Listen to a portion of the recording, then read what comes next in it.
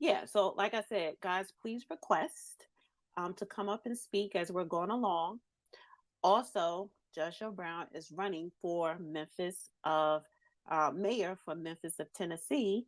I would like for people to donate to his campaign, and you could do so Cash App $ Judge Joe Brown 2023. And also go to the website jjb2023.com.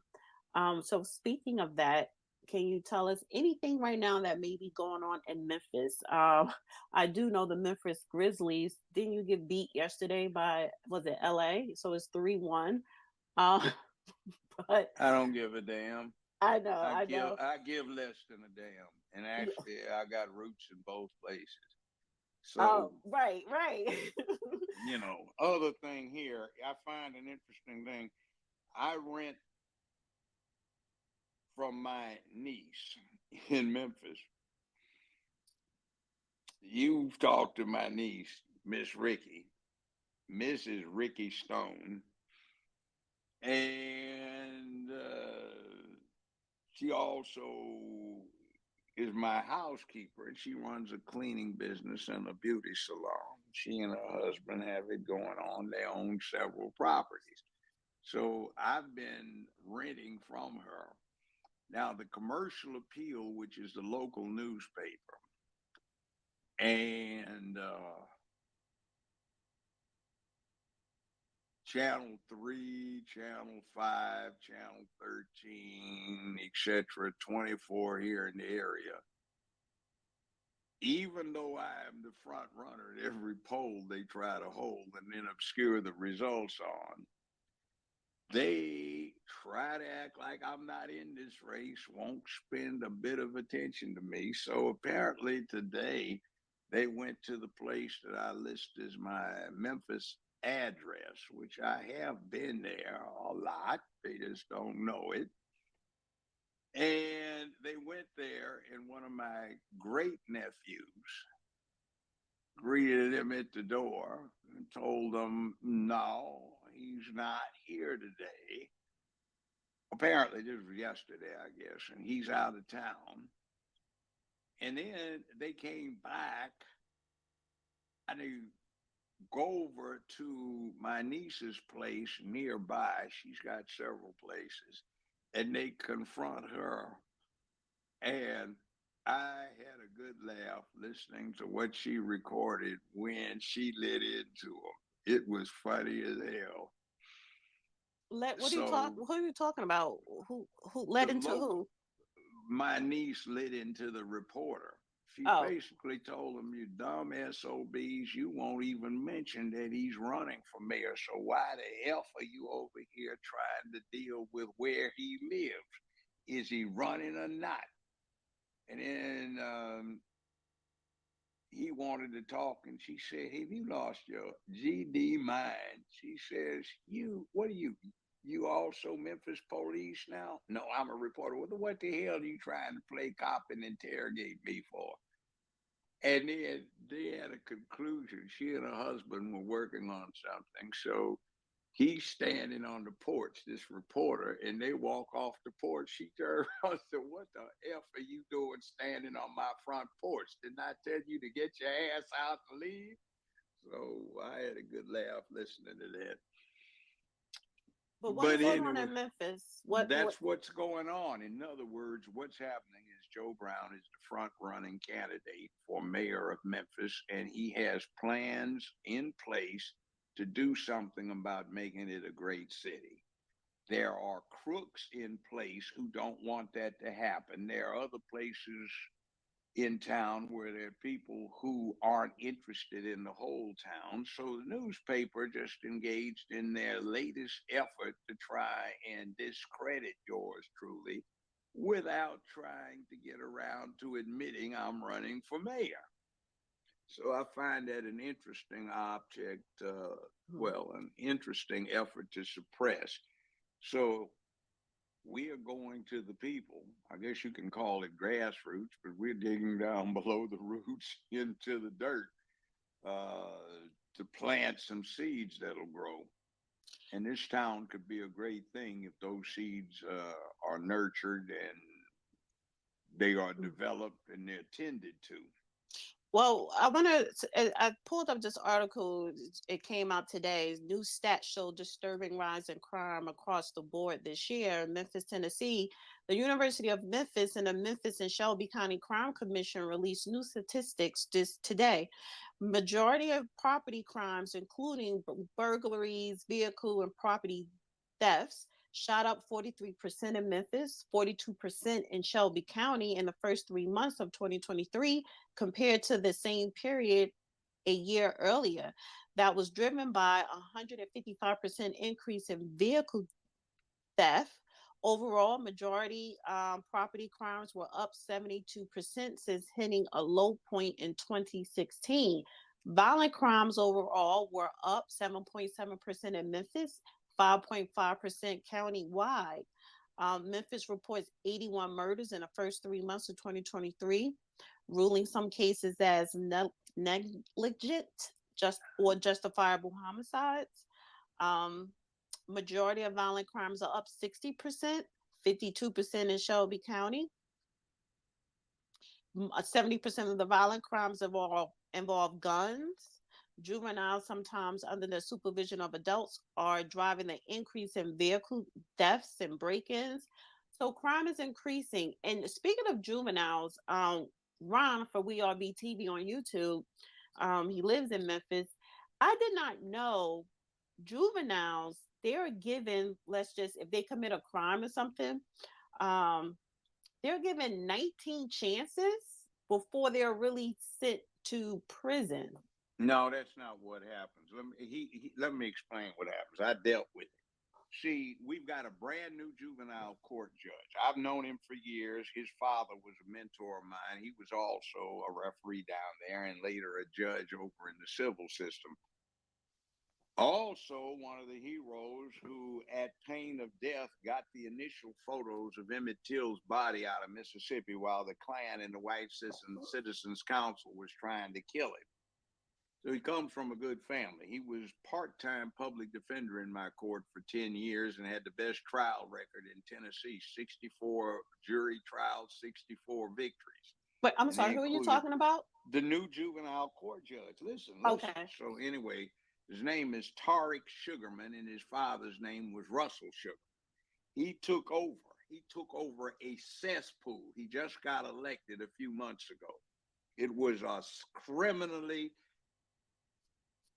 set up cesspool where the previous judge from 1960 through up to 2006 only had a fifth grade education and was not permitted to hear cases, but he kept getting elected because he kept blackmailing people and he got involved in the political process instead of being neutral like a judge was supposed to be. He kept claiming that since he wasn't a lawyer, the ethics rules didn't apply to him. Meanwhile, he got taken over from by his buddy that used to work for him that had a clear conflict of interest, and they privatized the entire thing. So with that said, here's the way they ran the scam. The guy that became the second judge in question down there, who was head of the state Senate Judiciary Committee, what he did was pass some legislation so if the local juvenile court kept the kids for 12 hours, they got paid as though they kept them 48. If they kept them 24, they got paid as though they kept the kids for 72. If they went through an administrative process and were found guilty and were sentenced to a juvenile facility, if they kept them 48 hours, the state paid them for 2 whole weeks. So they would process them over and over again. And what would happen is they would get sentenced, serve 2 weeks, 2 days rather, 4 days, get sent home. They would get paid again for 2 weeks. And this would go on for 4, 5, 6 cycles. And you would read stuff if you were a criminal court judge when they had a juvenile remand hearing. And it would say, child not amenable to discipline, child not amenable to institutional discipline nor control, therefore return to the custody of the mother. So I remember I asked one guy, so what the devil does it mean? He cuts up and acts a fool, so you reward him by sending him home. Well, Your Honor, what the deal is it costs more in manpower hours to deal with an unruly child, so we only keep the good ones in detention. We keep cycling them until it gets obvious somebody is going to get killed or something else, and then we bind them to the state to be tried as an adult, and you judges determine whether they should be sent back to juvenile court. So when myself and two other judges started doing something about that, they quickly had this character that took over from this fifth grade educated clown. And they passed an act that says the criminal court judges have no jurisdiction any longer to review a determination by a fifth grade dropout who couldn't practice law, who couldn't hear a case if his determination was the person should be tried as an adult. That's where it came from. Now, after the second person this cycle, who was on the state judiciary, head of the state judiciary committee for the Senate, became the juvenile court judge, and he got sick and he couldn't go down there but half the time for his term in office. And then somebody else who was, I think, an incompetent took over for him. We had a real live mess. So finally, 60 years later, we've got a competent person who's fully qualified as a judge and has a good track record as a humanitarian, and somebody who is interested in the Black community instead of exploiting it for profitability. Now, that's going to change, but that's what Brother Hurd was talking about when he said 17 times. That's what it comes out to be on average when you statistically analyze how many times somebody has gone through. Now, they also do it to ruin people. Right down the street over here in an affluent neighborhood where I usually stay, there is a white family and a Black family next to each other. The kids went to Germantown High School together. Well, the white kid picked the Black one up. They went to pick up another friend who was white. They went out partying. The Black kid's in the back seat of the car. He goes to sleep. The white guy is driving, forgot to signal when he made a turn. He got pulled over, and there were two roaches found in one of these small portable ashtrays. So they took the two white kids to Germantown Civil Court, and they drove 25 miles away to take the Black kid to juvenile court. Well, the two white ones showed up with their parents, paid about $285 in court costs, got a stern lecture, and sent home. That was the end of it. They kept the Black kid down there for a year and a half, past when he actually hit 18 until somebody put a stop to it. The parents had to pay $5,000 for online counseling, $3,000 for a BS program. All of this is privatized. That's $8,000. Pay for attorney fees, and the kid had a scholarship on the way for football and also an academic one that got blown.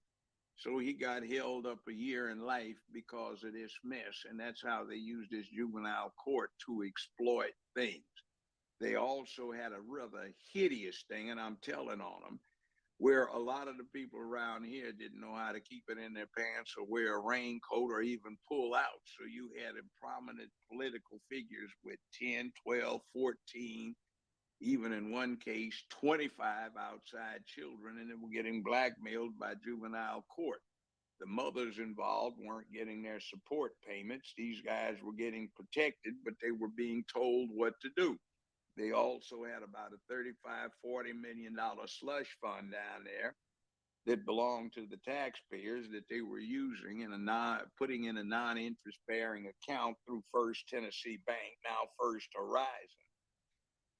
And the CEO down there was participating in the cover-up, and what went on is they were using this account to leverage, secure, and act as collateral for personal loans, home loans, campaign finance, and such like. and some people need to be in a federal penitentiary. Now, you notice I'm telling on them, and they know I know this. And this is one of the reasons why I am being ignored, and they're trying to hope I go away and don't become mayor so I can turn this town around. But that's what's going on at juvenile court and why we have this problem. The juvenile situation's way out of hand. Now, the citizens ask that something be done about it, and you don't need 12, 13, and 14-year-olds out after curfew driving around unlicensed without a learner's permit, hanging out at 11, 12, 1, 2 o'clock in the morning. Plus, we're beginning to pick up another little trend that's spreading, wherein you get 13, 14-year-olds, because they were small, being used to break into the back of cars so they can climb through the back windows and not set off the car alarm, so they can burglarize the cars to see if there are guns in the center console and glove compartment that have been left there by people who go into these restaurants that say no guns allowed, even though you can carry in the state. So a lot of these guns that are stolen in these burglaries, and we've had almost 4,000 of these burglaries, auto burglaries, in the last year, and I've even been victimized. I got my window on one of my cars broken in, and they broke the glove compartment. Of course, my stuff wasn't in the glove compartment. But a lot of these weapons that are being stolen are in fact being used for crime. Now, our new chief of police got her weapon stolen 2 weeks after she was here, and 3.5 weeks later, it is reported to me that it turned up used in crime. So this is one of the reasons that these people who are otherwise not eligible or qualified to purchase a firearm are getting them and using them in crime. There are also some that are coming out of this break-in up in Chicago at the IC Railroad, where several boxcars were pilfered, and they had some heavyweight artillery in them. So that is a problem. But the stats we have in Memphis are that the areas where there are the highest number of good citizens who are legally carrying, that's where we have the lowest crime rate. So I have a plan in place under Tennessee law where the mayor of the town can declare the need for a militia, and we're going to have not cranks, Proud Boy nonsense stuff, but we can have community-based militias where we get retired first responders, veterans, good citizens who will go through the training and qualification, and they can supplement, or back up the police and put fatherhood and manhood back in the hood, such as, hey, boy, come here, don't I know your mama? Man, would you come over here? Man, what you do? Earl, don't you know his mom? Doesn't she live 2 blocks over? Come on, you going on. Anybody, look, don't go at it like we're not going to tell you what to do. See, this community involvement, which is what we have had taken out by corrupt efforts to destroy the family for 50-some years. We need to put it back in. And the other point, too, that is bad is when the police responded to this request to do something about these juveniles after curfew, some damn fool idiots acting woke started talking about it's unfair, you're keeping the children from having fun and enjoying themselves. No, they don't need to be out unsupervised at this time of night.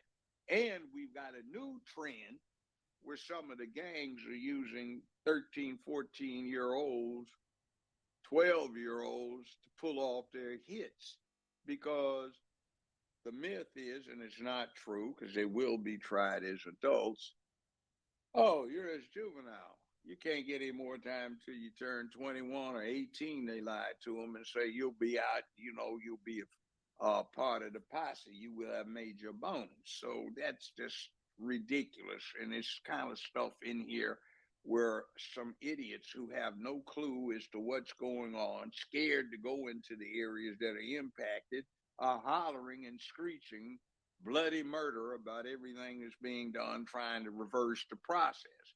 Meanwhile, these cops that want to go out and try to do something on their own, because it's not coming down from the top, they're doing it on their own because there's no command authority. And as everybody who's been in such things knows, or in a business or a corporate entity, shit runs downhill, but there's no shit to run downhill because there's no command authority coming down from the top either, from the mayor's office to chief, nothing. It's just they're on their own and they don't even train them. For example, use of force, you would think that they would have them in a classroom. No, the idea is we do on the job training and that's supposed to be done in the squad car. No way. Now, that said, yeah, there's some problems here and something needs to be done about it. And interestingly enough, I issued a challenge. I dare you to go walk where I walk without an armed guard and see if you come out without a minimum getting your ass kicked, or you walk out alive or unheld up or worse. So there are two people that would take me up on it, but they've been in politics for a long time. And one of them is the sheriff who just got elected, but he's got problems because where his office is in the same building, they've had 5 deaths in the last few months that are inexplicable. And Amnesty International says that facility where he has his very office is on the level with Rikers Island in New York in terms of not being a good place to be. So that said, I guess I'll pass the mic again. All right. Thank you for being, very transparent with that and breaking that down and keeping us up to date what's going on in Memphis and what needs to be done. I want to move on to reparations. Like I said, everybody, please request to come up as we're going along. We're not going to just, okay, now the lines are open to come up. You could request to come up now and or ask a question or say what you want to say. Again, support Judge Joe Brown for Mayor of Memphis. Go to the website, jjb2023.com. And of course, donate $ Judge Joe Brown 2023 on Cash App. That's $ Judge Joe Brown 2023, $ Judge Joe Brown 2023. I want to swing into. May I say one other thing, not about this exactly, but about these Twitter spaces? Yeah. I'm informed that there are algorithms that some of these cretins hiding in the shadows who haven't been discovered by boss Elon Musk yet are still running suppression algorithms. The purpose is when a Twitter space might convey information that they don't approve of, they get blocked. Like you and I remember when Elon Musk had that thing where on Twitter space, what he did is hooked it in with BBC with that inane, stupid interview where he just cut this guy new behind. Mm-hmm. Remember what happened? We had 26 listeners, and then 2 minutes after he got on, it jumped up to 6,800, and it almost got 8,000 before. As soon as he got off, it dropped back down to 83 listeners, and we screenshot that. Why? Because they didn't want the boss to catch him jacking around what's going on. And he just posted this thing today. Some of you might have caught. Censor not, lest ye be censored. And he's trying to make this free speech, and the idiots who want to censor thought about, well, he's allowing people to have their feelings hurt. Damn your goddamn feelings. Grow stronger and find out some information and knowledge. That's not First Amendment concerns, your feelings. So right. Be aware of this. We're showing 40. Well, somebody just pulled out was 41. When I said that, they dropped out 41. I wonder how many are really on this thing. Right. I want to go praying.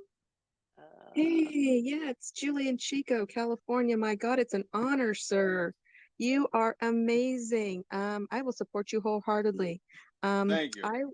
I watched you do an interview. I can't remember where, but you talked about Trump, and you really clarified a lot of the reality of who that man is and what an amazing person he was when you were knowing him in New York. So, and man, I was laying here. I actually just had eye surgery because these poison vaccines ripped some holes in my eyes. So I'm just laying down flat and I'm like, oh my God, that's Judge Joe Brown. I got to jump on. So yeah, what's your position? Because yeah, we need to save, these communities from all these, emergency use authorization pharmaceuticals. And Trump doesn't talk about it, which drives me insane. What's your position on these, these big pharma It's not, bastards? your main enemy is not pharmaceuticals, it's the medical insurance industry. It's not all insurance companies that may provide medical insurance, it's the medical industry, medical insurance industry. Affordable The Affordable Health Care Act was drafted by Dr. Bill Frist of Nashville, the senior Republican senator from Tennessee at the time and ultimately Senate Majority Leader. His family founded Blue Cross Blue Shield. And if you read Affordable Care, known as Obamacare, you will find it's a sop to the insurance companies. So a lot of what's going wrong in terms of what's being pushed is profitability and gain to the medical insurance entities. Now, let's take an example. When I was on the bench for the first 6.5 years of my first term, we were only told Blue Cross was available. Well, I paid $142 a month for coverage. 6.5 years, I didn't get one benefit because with individual and family total deductible, you didn't pay any. Well, I raised hell, and then I discovered, oh, wow, there are other entities available. I got PruCare, and PruCare dropped from 142 something a month down to just $28 a month and $5 copay. So over the years, I've had reason to take a look at what's going on. And if you read Affordable Care by Obamacare in the fine print, you'll get some interesting stuff. Instead of paying the citizens directly and tamping down the demand for certain kinds of medication, we're paying these medical insurance companies and the HMOs, which Blue Cross and the Frist family control, and he wrote it, they're making a fortune. For example, one medication I had a copay of $342 a month. $342 a month. If I got a 90-day supply, the whole copay for 90 days wasn't but $19 and some cents. Why? Well, if you read Affordable Care, you will find that the insurance company gets reimbursed effectively 100% for this. They get benefit of your premium, they get benefit of your copay. So if the U.S. government can pay back 100% of the medical costs to an insurance company, but not all of them, just this select group, why can't they pay that directly? So there's a game going on here. You've got a thing where, for example, if you have a generic, what happens is 9 times out of 10, the generic itself, if it duplicates a certain percentage of what's in the legend drug, it can be substituted, but your doctor might have to give you 2 or 3 other drugs. And when it's a generic, if it's one of these that's affiliated with Blue Cross, they get almost a 100% reimbursement for any generic. So they get paid through the pharmacy who acquires the stuff as raw, wholesale. They sell it to you. Your insurance premium is paid to the insurance company. They get benefit of your copay, and the U.S. government pays them back for the insurance payout that they used, and it reimburses them for their production cost on the generic. Now, why don't they just pay that to the people? Somebody in Congress damn sure needs to be answerable to that. Now, Thank you so much. Really quick, I'm just going to add it all in. So, because I'm glad you brought Obamacare, there's a clause in there by Dr. Zeke Emanuel that's a whole euthanasia thing that he's got going on inside that Obamacare. So, thank you for your time today. I appreciate you greatly. You're welcome. But take a look at that stuff. You really got to get into it. And I think if there's any kind of thing, a piece of legislation or even a constitutional amendment I don't think, but there's one more we need. And what it is this. There ought to be a requirement that's matched by most of the 50 states, which is the caption of the legislation has to match its body, because legislation in one act might have 400, 500, 1,000 pages, and it covers everything from defense to toilet paper to no telling what, and there are all kinds of riders. So the people that are responsible for assessing it, presenting it, and getting it passed or rejected, they don't even know what they've got out on the board.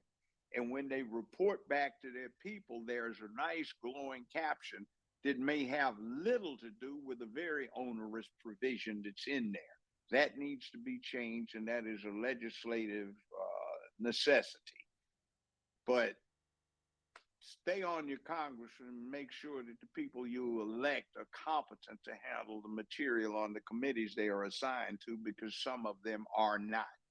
They do not know what's going on, and they got a little 23-year-old with 1.5 years of college who's drafting legislation that impacts the entirety of the country. And it's not the elected official who even understands what his little 23-year-old assistant came up with. So we need to pay more attention to stuff like that. I want to. Don't judge him, Joe Brown.